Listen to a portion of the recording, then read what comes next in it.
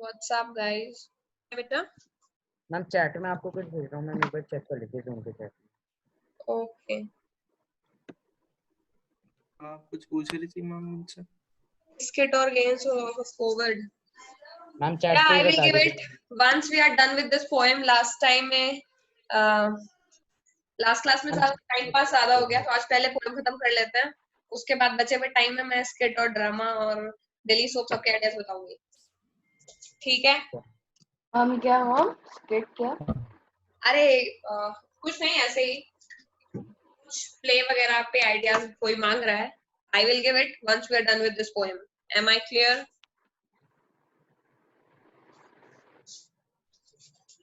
Yes yes ma'am. Very good. किस किसने already पढ़ रखी है?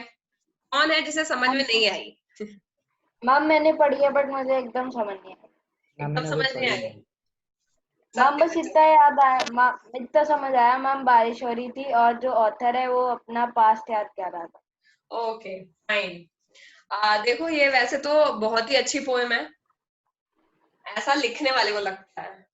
मुझे लगता है कि ये हॉन्टेड मूवी का कोई सीन है। ना मैंने ऐसे पढ़ा समझा है, तो मुझे तो कहीं से कहीं तक ये नॉस्टैल्जिक पोएम नहीं लगी।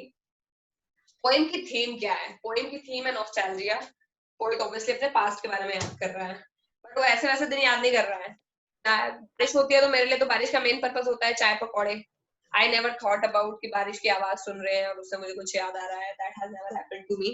It typical Bollywood sequence kind of poem है, जिसमें हीरो को एकदम रेन में कुछ यादें याद आने लगती है, वही हो रहा है इसमें। तो मैं लाइन बाय लाइन चलते हैं, देखते हैं क्या बताना चाह रहा है। बट वो सैडनेस वाला है, he is not happy. Ma'am वो नेचर की पावर दिखा रहा है।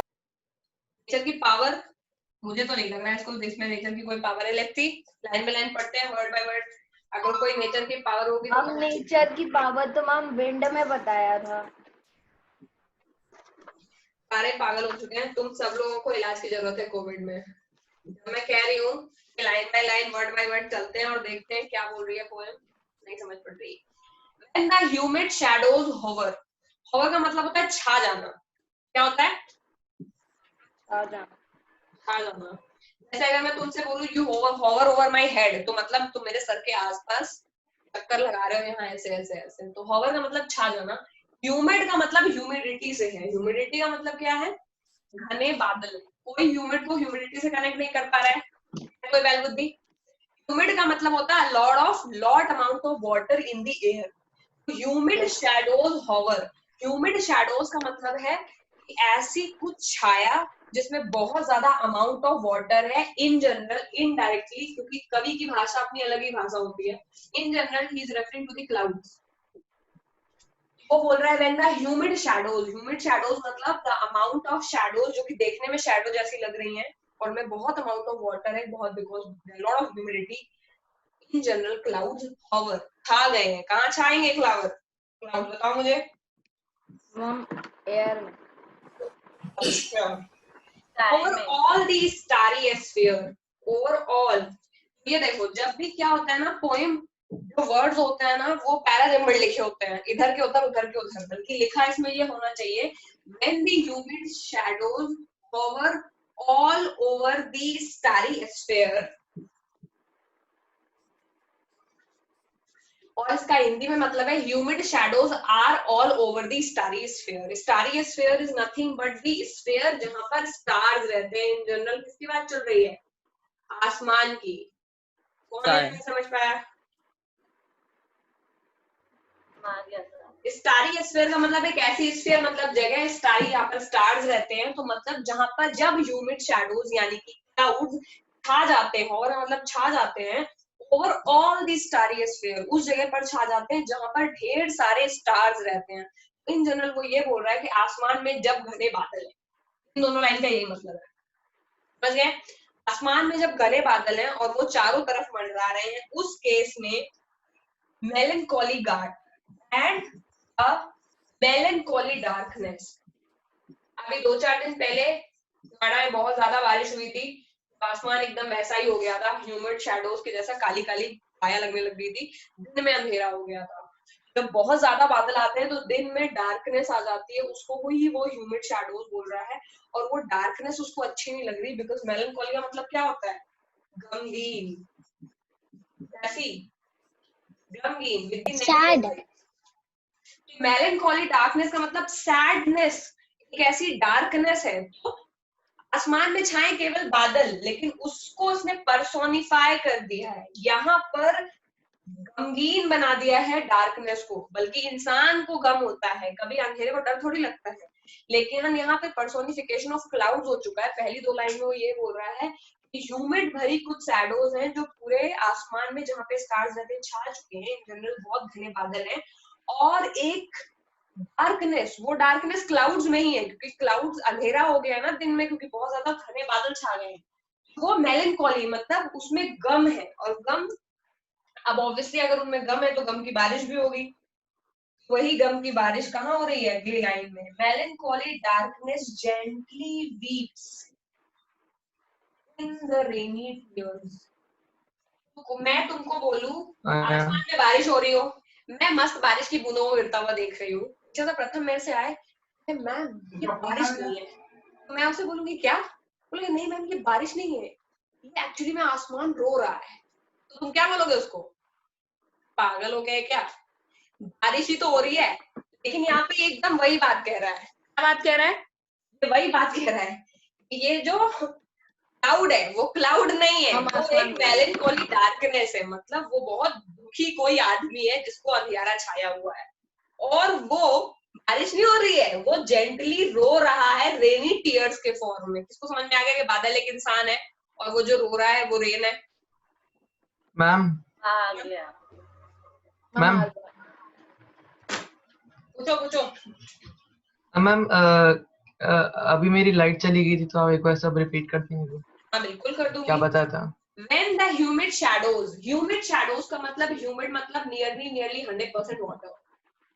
आसमान में ह्यूमिड मतलब बहुत ही ज्यादा पानी भरे हुए, शैडोज मतलब परछाई, इनडायरेक्टली बादल। जब आसमान में बहुत ज्यादा घने बादल छा जाते हैं, यानी छा गए हैं, वो सीन डिस्क्राइब कर रहा है। Over all the starry sphere, तो humid shadows hover over all the starry sphere, ये एक लाइन है कि जब बहुत घने बादल होवर ओवर छा गए हैं ऑल दी स्टारी स्फीयर, यानी आसमान के ऊपर ऐसी जगह जहाँ पे बहुत ज्यादा स्टार्स है, वहां पर अब स्टार्स नहीं दिख रहे हैं, क्योंकि स्टार्स के ऊपर क्या छा गए हैं? बादल छा गए हैं। You can not see typically stars in the rain, क्योंकि बहुत बादल हो जाते हैं। तो वो वर्ड डिस्क्राइब कर रहा है कि स्टारी स्फीयर है नाइट में, बिकॉज जब पोएट नाइट की सीन को डिस्क्राइब कर रहा है तो नाइट में बहुत ज्यादा स्टार्स होते हैं, बट अब वो स्टार्स नहीं है, उस स्टारी स्फीयर में छा गए हैं बहुत ह्यूमिड शैडोज, यानी बादल छा गए हैं। एंड अ मेलनकॉली डार्कनेस, और एक अजीब सा गम, यानी बादलों का अपना पर्सनल गम। It is gently weeping in the rainy tears, ऐसा लग रहा है कि डार्कनेस इतनी गमगीन है कि वो जो रेनी टीयर्स हैं वो एक्चुअली रेन के पार्टिकल्स या बूंदे नहीं है, they are the tears in fact. और टीयर्स हैं जो कि कौन रो रहा है? ये मेलनकॉली डार्कनेस, यानी डार्कनेस नहीं है, डार्कनेस एक इंसान है जो कि बादलों के अंदर है, क्योंकि बादल खुद काले हैं तो डार्कनेस भी काली होती है। तो बादल जो है वो पॉजिटिव नहीं दे रहे हैं, कुछ लोगों के लिए बादल पॉजिटिव होते हैं, यहाँ पोएट को बादल नेगेटिव लग रहे हैं। उसको लग रहा है आसमान में बहुत घने बादल छा गए हैं, लेकिन वो घने बादल एक्चुअली में एक गमगीन डार्कनेस है जो कि रो रही है through the in the form of tears. तो रो रही है वो डार्कनेस, इन जनरली उसके मन की नेगेटिविटी है जो उसको बादलों में दिख रही है। आप समझ गए? आ गया? मैम मैम ये लिखना है। मैम थर्ड और फोर्थ लाइन में पर्सोनिफिकेशन हुआ है। हाँ, डार्कनेस का पर्सोनिफिकेशन हुआ है ना, डार्कनेस में थोड़ा गमगीन होती है। It is a personification of darkness and personification of clouds also. Okay तो क्लाउड को इंसान समझ रहे हैं कि ये बादल ना होके कोई इंसान है जो मंडरा रहा है आसमान में और इतना दुखी है कि वो आंसुओं के जैसे रो रहा है। ठीक है, तो इसीलिए बारिश हो रही है। चलो भाई, इतनी बात समझ में आ गई। और ये कहना चाह रहा है ये तो गमगीन का माहौल है, इतने गमगीन माहौल में व्हाट अ ब्लिस। अगली लाइन क्या है? What a bliss to press the button. तो ये गमगीन माहौल को पूरी तरह डिस्क्राइब करने के बाद अगली लाइन में पोएट बोलता है कि इतने गमगीन एटमॉस्फेयर में what a bliss to press the pillow, यानी ये कितनी खुश नसीबी वाली बात है। What a bliss to press the pillow, pillow कब प्रेस हो जाती है? जब हम उस पे सो जाते हैं। तो हम अपना सर उस पर रख देते हैं। तो वो भी वो डायरेक्टली नहीं बोल रहा है, क्योंकि पोएट को कोई बात डायरेक्टली करने की आदत नहीं है। वो बोल रहा है इतने गमगीन माहौल में अपने आप में ये ब्लिस यानी खुश नसीबी वाली बात है that I M pressing a pillow, मैं लेटा हुआ हूँ। What a bliss to press the pillow, ये बहुत खुश नसीबी वाली बात है that I M pressing a pillow, मतलब मैं पिलो पर लेटा हुआ हूँ। कहाँ लेटा है भाई? ऑफ अ कॉटेज, एक कॉटेज के चेम्बर बेड के अंदर, कॉटेज के अंदर चेम्बर, चेम्बर के अंदर बेड। किसको नहीं समझ आया? ये बहुत ब्लेस यानी खुशनसीबी वाली बात है to press the pillow of a cottage chamber bed. Cottage के अंदर चेम्बर बेड या वन साइड कॉटेज, तुम जैसा भी एज्यूम करना चाहो, अपना परफेक्ट कॉटेज इसको एज्यूम कर लो। एक लकड़ी का कॉटेज है, कॉटेज बोलते हैं जो मोस्टली यूरोपियन या वेस्टर्न कल्चर में दे लुक लाइक दिस। किसी को डाउट है कॉटेज ऐसे होते हैं? तो ये कॉटेज चेम्बर रहा और इसके अंदर ये पोएट का बेड है, बेड पे ये लेटा हुआ है। हम पालमपुर का घर लग पालमपुर का घर लग रहा है।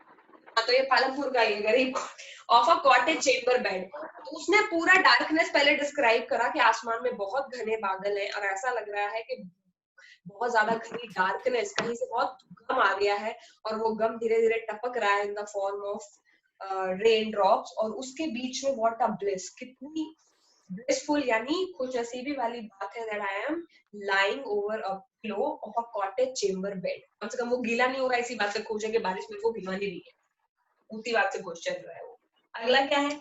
lie listening to the patter of soft rain overhead। और इतना ही ब्लिस नहीं है, एक और ब्लिस है। पहला ब्लिस तो ये है कि ये लेटे हुए हैं, दूसरा ब्लिस ये है एंड lie। lie तो पहले ही यूज हो गया, ठीक है। lie listening to the patter, patter का मतलब पटपट। पटपट किस चीज की होती है? बारिश की। बारिश की। तो and a lie listening to patter मतलब पटपट, पटपट of the soft rain overhead. Soft rain क्यों डिस्क्राइब कर रहा है? मम रेन इतनी हैवी नहीं हो रही। सॉफ्ट रेन हो रही है, उसी का म्यूजिक बन रहा है, वही पसंद आ रहा है उसको। आंधी तूफान आता तो पूरा म्यूजिक का मजा गड़बड़ हो जाता उसका, ठीक है। तो what a bliss to press the pillow, pillow को दबा के लेटे हुए हैं कॉटेज चेम्बर बेड में एंड lie लेटे हैं लिसनिंग। ऐसे ही नहीं लेटे आराम आराम से, लेटे लेटे सुन रहे हैं। क्या सुन रहे हैं? पटपट, पैटर माने पटपट of the soft rain overhead. Sir के ऊपर जो बारिश की बूंदें गिर रही हैं उसकी पटपट की आवाज को सुनते हुए मैं पिलो के ऊपर लेटा हुआ हूँ, बल्कि बाहर इतना गमगीन एटमॉस्फेयर है। What a bliss, I am so lucky. किसको समझ में आ गया? आ गया, चलो। Every tinkle on the shingle, every tinkle, tinkle का मतलब रिंगिंग टिक टिक टिक टिक या टिंगल, ये वही है जहाँ पे पैटर पटपट है। अगली लाइन में उसको राइमिंग चेंज करनी होगी तो उसने क्या लिखा दिया? पटपट को लिख दिया टिंगल्स। टिंकल, एवरी टिंकल यानी हर एक टक। टिंकल माने टक टक, पैटर माने पटपट। ये याद रखोगे तो याद रहेंगे वर्ड्स तुम्हें, समझ गए? तो एवरी टिंकल मतलब टक टक, जो भी बारिश की बूंदों के लिए ही है। हर एक टिंकल यानी every sound of the rain drop, हर एक tinkle on the shingles. Shingles का मतलब बेटा होता है वुडन प्लैंक, इसको हम टाई बोलते हैं जनरल। जैसे सबके घरों में इस वक्त जो एक मेन मास्टर बेडरूम होता है वो वुडन होता है। तो वुडन का जो एक पार्ट होता है ना वो ऐसे बना होगा, ऐसे ऐसे चौड़ा चौड़ा ऐसे मिले मिले बनते हैं सबके घरों में। दिस वन इज अ शिंगल, समझ गए? तो वुडन प्लैंक को शिंगल बोलते हैं। सो एवरी टक टक ऑन दी शिंगल्स, ये पुराने जमाने की अंग्रेजी है इसलिए आजकल सारे मतलब बदल चुके हैं। शिंगल का मतलब बदल गया, शिंगल का मतलब बदल गया, लेकिन तो पोएट तो अपने हिसाब से वर्ड लिखेगा ना ताकि उसकी राइमिंग सही रहे, तभी तो उसने ऊपर नीचे कर रखा है, इधर का वर्ड इधर, उधर का वर्ड उधर, बट हमें जोड़ जोड़ के पढ़ना है। क्या है? एवरी टिंकल ऑन दी शिंगल, हर एक टक टक ऑन दी शिंगल्स यानी वुडन प्लैंक के ऊपर, क्योंकि कॉटेज है तो कॉटेज का ये जो सर है क्या है, ये वुडन प्लैंक है। नो डाउट किसी ने यदि कॉटेज ना देखी हो तो किसी हॉरर मूवी की कॉटेज याद कर लो, उसमें सर के ऊपर क्या होता है, ये सब वुडन होता है कि नहीं, इसी की बात कर रहा है। एवरी टक टक ऑन दी शिंगल, हर एक वुडन प्लैंक यानी कुल मिलाकर छत के ऊपर हर एक वुडन टाइल पर जो टक टक करके बूंदे गिर रही हैं, has an echo in the heart, वो हार्ट में गूंज रहे हैं। एको इन द हार्ट। ये टिपिकल बॉलीवुड मूवी में जो क्या होता है, बारिश हो रही होती है तो हीरो अंदर बैठा होता है, कुछ सोच रहा होता है, उसका दिल भरा भरा होता है, वही चल रहा है। अभी बारिश की बूंदों से टक टक हो रहा है, जिसमें तुम्हारे दिल में क्यों गिटार बजने लग जाएंगे, लेकिन बज रहे हैं इसमें। क्या हो रहा है, एवरी टक टक ऑन द सिंगल, ऊपर आवाजें आ रही हैं, वो आवाज उसको ऐसा लग रहा है उस आवाज का सेम सेम एको कहाँ हो रहा है, उसके दिल में हो रहा है। It is basically bouncing because he is proper stage of nostalgia, वो मेमोरी को याद कर रहा है। तो ये बेसिकली ये वाली लाइन केवल उसका मेंटल स्टेट दिखाने के लिए है। पोइट इन टक टक को सुन के क्या फील कर रहा है, तो पोइट जब इन टक टक को सुन रहा है तो उसके हार्ट में एको हो रहा है, साउंड हो रही, आवाज आ रही है, ऐसा लग रहा है कि वो टक टक वाली आवाज कहाँ से आ रही है, मेरे दिल से आ रही है। और अगर तुम इसे थोड़ा ऊपर और कनेक्ट करोगे तो वो टक टक तो एक्चुअली रेन ड्रॉप था, जो कि रेन ड्रॉप था भी नहीं, वो तो टीयर थे। वो तो किसके टीयर थे, डार्कनेस के। अगर ऐसे करोगे तो मतलब क्या हुआ, मतलब ये हुआ कि पोएट खुद बहुत दुखी है, उसके दिल से रोने की आवाज आ रही है और वो जो टक टक है वो रेन ड्रॉप से एको कर रही है। आप समझ में आ रहा है?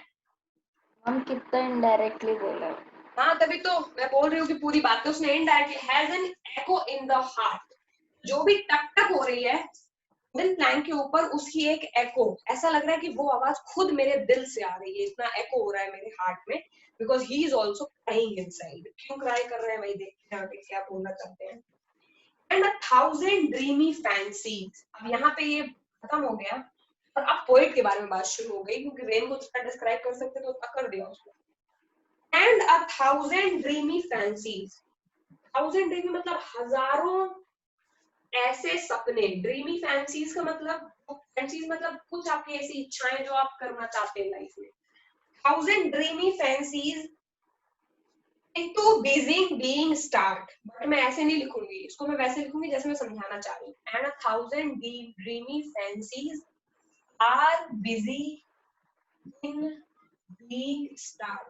अब किसी को ये लाइन का मतलब समझ आ रहा है? हम वो स्टार्ट होने में बिजी हैं। सच में, तो जो वेरी गुड, जो 1000 ड्रीमी फैंसीज है मेरे दिल की, वो कहाँ बिजी है, वो अब शुरू होने लगी है, मतलब उसकी ख्वाहिशें जाग गई हैं। कौन सी देखेंगे, ठीक है। हम बारिश को देख के ख्वाहिशें जागी, बारिश को सुन के, उसके बारिश ने उसका पूरा मूड चेंज कर दिया ना, तभी तो मैं बोल रही हूँ ये बॉलीवुड टाइप ऑफ पोएम है, पता नहीं कैसे इनने लिख दी। बारिश होते ही पोएट का मूड एकदम चेंज हो गया है, वो गमगीन माहौल में चला गया है, बारिश की जो टक टक है वो उसके दिल में हो रही है, और कुछ 1000 ड्रीमी फैंसीज उसकी अपनी ख्वाहिशें हैं जो अब शुरू होने लगी हैं। मुझे एग्जैक्टली गाना याद नहीं आ रहा, बट काफी कुछ लिरिक्स मैच कर रहे हैं।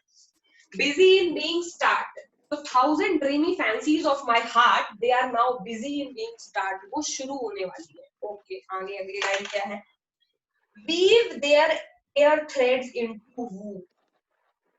वूफ का मतलब तुम्हें कुछ और नहीं समझना है, अगर मैम एक लाइन है उसमें, and 1000 recollections. Okay okay okay, and 1000, ये तो फैंसीज के बात है। अगली लाइन है एंड 1000 रिकलेक्शन, हजारों ख्वाहिशें ऐसी कि हर ख्वाहिश पे दम निकले वाला हाल है, यहाँ पे बहुत ही दुखी गई है। एंड 1000 रिकलेक्शंस मतलब क्या होता है, वो चीजें दोबारा से कलेक्ट हो रही है। दोबारा से कलेक्ट क्या होती है, मेमोरी, क्योंकि जो मेमोरी अभी बनी नहीं है उसको रिकलेक्ट थोड़ा ना किया जाएगा, उसको तो क्रिएट किया जाएगा। तो 1000 रिकलेक्शंस का मतलब है 1000 मेमोरीज आर कमिंग अगेन। क्या करने आ रही हैं, तो पहली चीज तो ये है, हो रही है कि उसके हार्ट में एको हो रहा है 1000 फैंटेसीज हैं जो शुरू होने वाली हैं और 1000 मेमोरीज पुरानी उसके दिमाग में वापस आ गई हैं। एंड अगली लाइन में लिखा है weave their air threads into wounds। ये जो 1000 मेमोरी आई है वो अपने वीव कर रही है। वीव क्या कर रही है? They are weaving the air threads. ये बहुत ही ज्यादा ब्यूटीफुल लाइन है। And 1000 recollections weave their air thread. Their air thread. Air thread का मतलब क्या होता है? वो एक्चुअल थ्रेड नहीं है, हवा हवा में बन रहे हैं।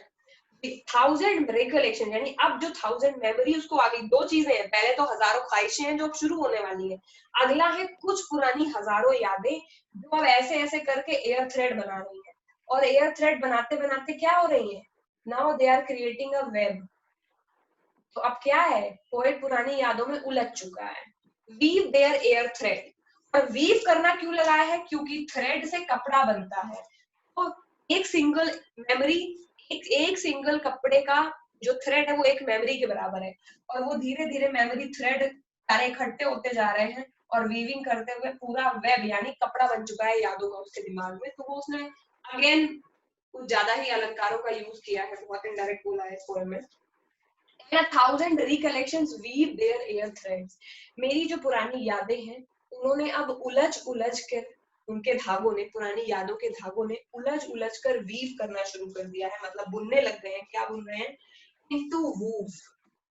वूव को तुम चाहो तो कपड़ा समझ लो और इस केस में यादों का जाल समझ लो। वो जो 1000 एक एक मेमोरी एक एक धागे के बराबर है वो अब पूरा उलझ करके प्रॉपर एक मेमोरी का जाल बन गया उसके दिमाग में। And I listen to the, as I listen to the pattern, जैसे ही मैं क्या सुन रहा हूँ? पटपट of the, listen to the rain patter of the rain upon the roof। और ये लाइन है जो बार बार रिपीट हो रही है। तो जैसे जैसे मैं बार बार पटपट पैटर यानी पटपट की आवाज ऑफ द रेन जैसे मैं बार बार सुन रहा हूँ वैसे अगली चीजें मेरे दिमाग में मेमोरी क्रिएट हो रही है। किसको यहाँ तक समझ आ गया? हाँ मुझे आपको आ गया?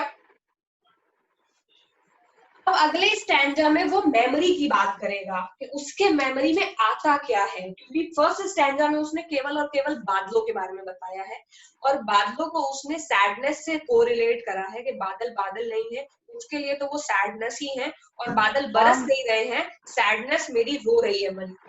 बोलो मैम, अगर बादल उसके लिए सैडनेस है तो उनकी आवाज सुन के ऐसे नए नए थॉट्स और नए नई चीजें स्टार्ट करना क्यों आ रहा है? ना बच्चा, नॉस्टैल्जिया इंसान को हमेशा खुशी नहीं देता है। इट्स अ, जो पहला नॉस्टैल्जिया है वो क्योंकि दुखी है because he is actually missing his mother. But उसको यादें जो है वो उसको गम से रिलेट कर रहा है। मतलब मिसिंग का क्या होता है? Missing is not a positive emotion always. किसी को मिस करना can be negative emotion itself कि बहुत याद आ रही है तो सैड हो गए। मतलब ये नहीं कि उसकी पूरी जिंदगी बर्बाद हो गई। इट्स लाइक इमोशन इटसेल्फ उसको ऐसा लग रहा है जैसे बादल क्राई कर रहे हैं और he is getting itself, he is getting into that zone of nostalgia जहां पे उसकी मदर उसको किस तरह से ट्रीट करती थी वो उसको याद आ रहा है और एट द सेम टाइम नए ड्रीम्स भी उसके दिमाग में आ रहे हैं। तो लास्ट स्टैंडे तक आते आते वी विल सी कि he is having a mixed positive negative emotions for the rain. पहले जो उसने डिस्क्राइब करा है वो नेगेटिविटी से शुरू हुआ बट एंड वो पॉजिटिव नोट पे होगा। तो दिमाग है बदल गया होगा तो कुछ और लिख दिया, क्या बताऊं। समझ रहे हो? He is liking the rain obviously। उसको रेन बहुत पसंद है। अगर रेन पसंद नहीं होती तो रेन पर पोएम क्यों लिखता?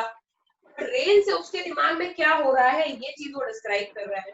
तो नॉस्टैल्जिया तक आते आते वो डार्कनेस को सैडनेस से रिलेट करेगा और फिर आगे मेमोरी के बारे में जब बात करेगा तो मेमोरी से उसको अच्छा लगने लगेगा क्योंकि मॉम की मेमोरी है, पॉजिटिव मेमोरी है।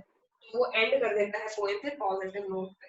अब मेमोरी की बात है लास्ट स्टैंजा में। Now in the memory, memory में भाई क्या हो रहा है? क्योंकि 1000 रिकलेक्शन अब आ गए हैं तो उन रिकलेक्शन के अंदर क्या है? Now in memory comes my mother. ये सेल्फ एविडेंट लाइन है, मुझे पता चल रही है कि मेमोरी में आ रही है मेरी माँ।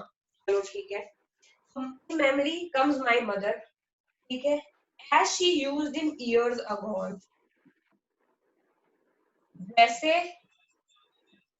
मैं पूरा लिख रही हूँ, जैसे मैं इसको लिखना चाहती हूँ, as she used to come in the gone मतलब gone years। अब किसको समझ आ गई? So now in memory comes my mother। अब मेमोरी में मेरी माँ आ रही है, जैसा वो पहले आती थी in the gone years। पहले जब वो छोटा था, agone का मतलब something that is already gone। agone का मतलब होता है already gone। A for already, G for gone। agone मतलब already gone, कुछ चीजें जो already हो चुकी हैं, जो पहले का टाइम था, the time that has already gone, उस समय जब उसकी मदर आती थी, सेम तरह की जब उसकी मदर अब मेमोरी में उसी तरह आ रही है जिस तरह वो एक्चुअली आती थी। अब एक्चुअली कैसे आती थी देखते हैं। मेरी मेमोरी में मेरी माँ आ रही है सिमिलर एज मतलब सिमिलर, उसी तरह से, ठीक है। एज क्या है यहाँ पर? एज हियर इज इन, कोई बता पाएगा क्या है ये?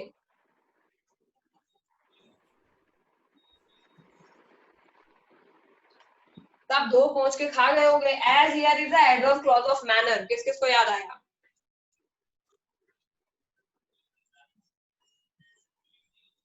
She danced as she was instructed to। कुछ याद आ रहा है? नहीं आएगा, खैर कोई बात नहीं है। एज का जो मतलब है, एज का मतलब है एडवर्ब क्लॉज ऑफ मैनर, मतलब तरीका। ये बताना चाह रहा है कि उसी तरीके से मेरी मदर मेरी मेमोरी में अब मेरी मदर आ रही है एज उसी तरीके से जैसे वो आती थी कुछ सालों पहले।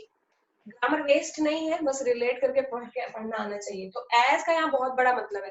अब तुम लोग जब पोएम पढ़ते हो तो तुम लोग इस वर्ड को खा जाते हो, तुम्हें तो लगता है एज कुछ होता ही नहीं है, तो दो लाइन के बीच का कनेक्शन टूट जाता है, फिर पोएम समझ नहीं आती। तो मेरी मेमोरी में मेरी मदर आ रही है वैसे ही जैसे वो ऑलरेडी गॉन ईयर्स में आती थी। कैसे आती थी अगली लाइन में उसने डिस्क्राइब करा है। Regard the darling dreamers. To regard, regard मतलब लुक और लुक आफ्टर। मेरी मदर कैसे आती थी?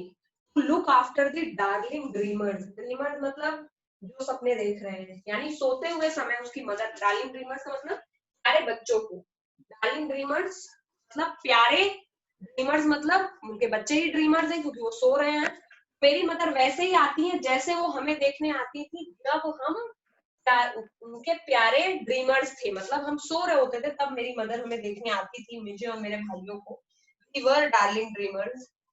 Had मतलब भी, she left और फिर वो कब जाती थी? she left them till the dawn। जब सुबह होता रहा तो फिर ऑब्वियसली मदर, क्योंकि बच्चे रात में डर जाते हैं, वो हमें लुक आफ्टर करने जब हम छोटे थे तो आती थी। डार्लिंग ड्रीमर्स अपने भाई, अपने आप को और अपने भाई बहनों को बोल रहा है वो। तो मेरी मदर हमें देखने आती थी, हम डार्लिंग ड्रीमर्स को हमारी मदर रात में एक बार देखने आती थी और फिर वो सुबह हमें छोड़ के भी जाती थी, क्योंकि सब सुबह हो जाती थी। मदर को लुक आफ्टर करने की बच्चे की जरूरत नहीं होती। आज भी तुम लोगों की मदर तुम लोगों को रात में देखने आती होंगी एक बार, सब ठीक है सो रहे हो कि नहीं। सिमिलरिटी जैसे मदर आती थी, आज मेरी मेमोरी में मेरी मदर वैसे ही आई है। ठीक है भाई, देखते हैं क्या। और सिंस ये पॉजिटिव इमोशन है to look after the darling dreamers, इस लाइन को देख के ऐसा लग रहा है कि पोएट अपनी माँ को याद करके सैड तो है, बट वो जो मेमोरी याद कर रहा है इट्स अ नाइस मेमोरी, कि नहीं? कि जब मैं छोटा था तो मेरी माँ, जब मैं सोता था सपने देख रहा होता था तो मेरी माँ एक बार मुझे देखने आती थी, मुझे और मेरे भाइयों को, और फिर वो सुबह जाती थी जब सुबह हो जाती थी। Okay, very very positive and beautiful emotion for a mother obviously. आगे, and she left till the dawn। Oh I feel her fond look on me. और ऐसा करते करते वो इतना ज्यादा नॉस्टैल्जिक हो जाता है कि उसको अभी लगता है, ओ माय गॉड, अभी ऐसा लग रहा है जैसे मेरी माँ मुझे देख ही रही है। अगली लाइन में वो थोड़ा ज्यादा ही मेमोरी में चले जाता है और उसमें फिर वो ऐसा लगता है जैसे उसकी मदर उसके सामने ही खड़ी हुई है और ही इज लॉस्ट। उसको सही और गलत का कुछ पता नहीं चल रहा है।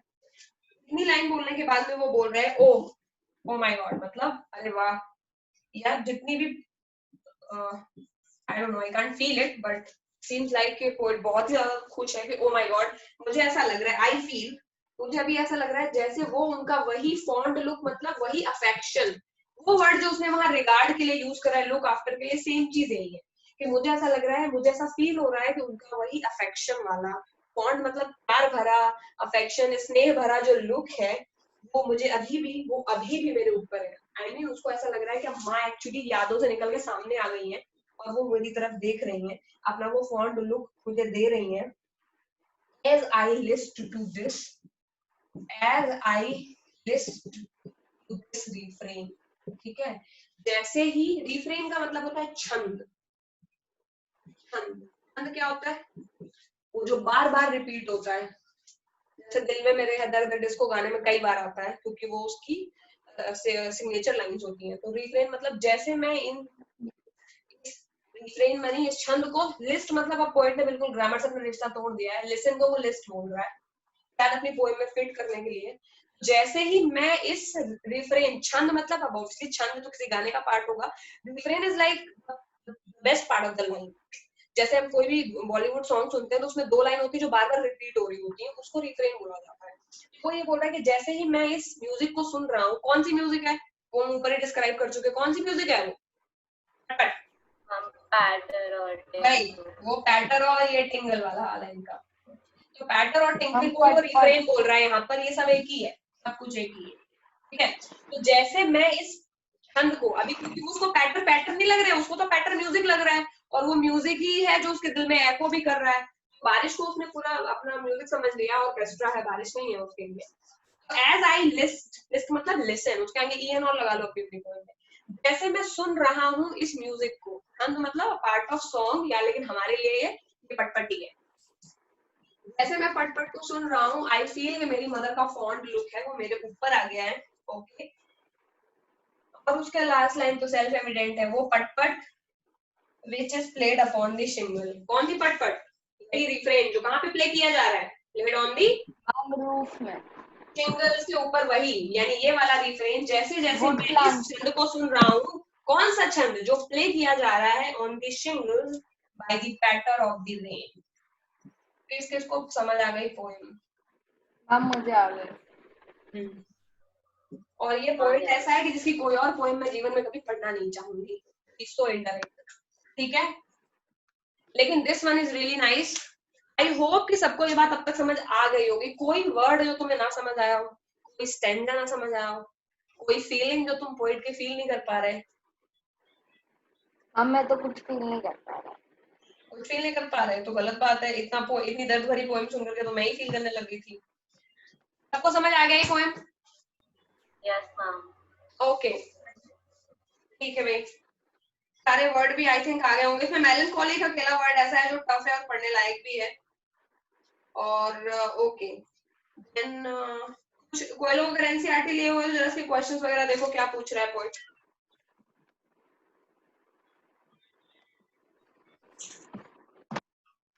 कोई है ऐसा अच्छा बच्चा एक्चुअली बुक लिए बैठा है? मैम मेरे पास है। मैम मेरे पास भी है। वो भी अभी कर ले, काम खत्म करें। What do the following paragraphs mean to you? Discuss in the class. You met shadows. अब पता है ये लोग क्या करेंगे, 5-6 क्वेश्चन तो ऐसे पूछेंगे, what do you understand by this paragraph. एक लाइन पूछेंगे, इस लाइन से इस लाइन का मतलब बता दो। और मैंने जैसी पोएम पैराग्राफ नहीं है, फ्रेज है। फ्रेज है? Sorry. क्या है फ्रेज? You met shadows. समझ आया? Yes. Humid shadows are nothing but the clouds, or in general heavy rain clouds, ठीक है। उसको ह्यूमिड शैडोज बोला जा रहा है। और हम starry spheres. स्टारी स्फीयर किसको बोला जा रहा है? Stars. Stars in the sky. Ma'am जो stars ने shadow ने ढक लिया। Starry sphere is sky where stars twinkle. तो स्टारी स्फीयर बोल रहा है कैसे स्काई को, दूसरी स्काई के ऊपर तो हॉवर ओवर कर रही है ना ह्यूमिड शैडोज। स्टारी स्फीयर मतलब sky where the stars twinkle, उसको स्टारी स्फीयर बोल रहा है। और वहां पे ह्यूमिड शैडोज मतलब हेवी रेन क्लाउड्स है। और phrase Water bliss. Water bliss. Water bliss का मतलब क्या है? The poet feels happy when he listens raindrop. Yeah. Water bliss का मतलब है how lucky. हम सीधा happiness लिखते हैं. How lucky. Poet feels a lot lucky as he is lying down in his chamber. थोड़ा डिस्क्राइब भी कर दोगे तब भी पूरे नंबर मिल जाएंगे, बट water bliss का मतलब how lucky. और 1,000 dreamy fancies into busy being start. 1,000 लिखते चल रहे हो, जिसने समझ लिया वो भी चल जाएगा. 1,000 ड्रीमिंग फैंसीज, सबको समझ आ रहा है 1,000 ड्रीमिंग फैंसीज क्या है? Yes, ma'am. मैम कितने सपने हैं? ड्रीम्स. मैम वो पुरानी यादों को याद कर रहा है. ये पुरानी नहीं है, वो रिकलेक्शन है. 1,000 ड्रीमिंग फैंसीज का मतलब मैम, हजारों सपने. Yes, जो ma'am. फ्यूचर में वो करना स्टार्ट चाहता होने है. वाले हैं. मैम जो वो फ्यूचर में करना चाहता है. वो Yes. अपने पास्ट को रिकलेक्ट कर रहा है. अरे पास्ट नहीं फ्यूचर. हिंदी में लिख दिया, अब उर्दू मुझे नहीं आती वरना मैं उसमें भी लिख देती. 1,000 ड्रीमिंग फैंसीज का मतलब हजारों सपने जो शुरू होने वाले हैं. 1,000 रिकलेक्शंस का मतलब हजारों यादें.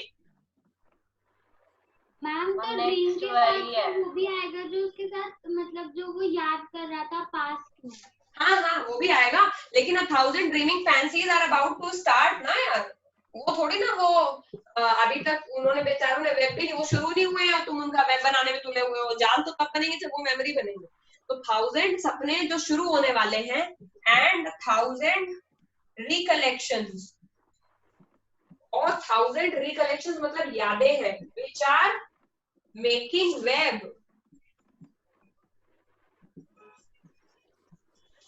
by air threads. किसको समझ आ गया दोनों में डिफरेंस?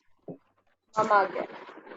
मैम हम रिजॉइन करना है लेस देन 1 मिनट. कितना टाइम बचा है? 1 हम मिनट. 1 मिनट. 1 minute. ओके इसके अलावा और कोई चीज है जो किसी को ना आती हो? No ma'am. ठीक है, तो आज के लिए इतना ही. ओके स्किट वगैरह का है. मैम एक और फ्रेज बचा है. ओके हाँ मैम. रीजॉइन ही कर लो रिजॉइन यार. करना. Okay ma'am. ओके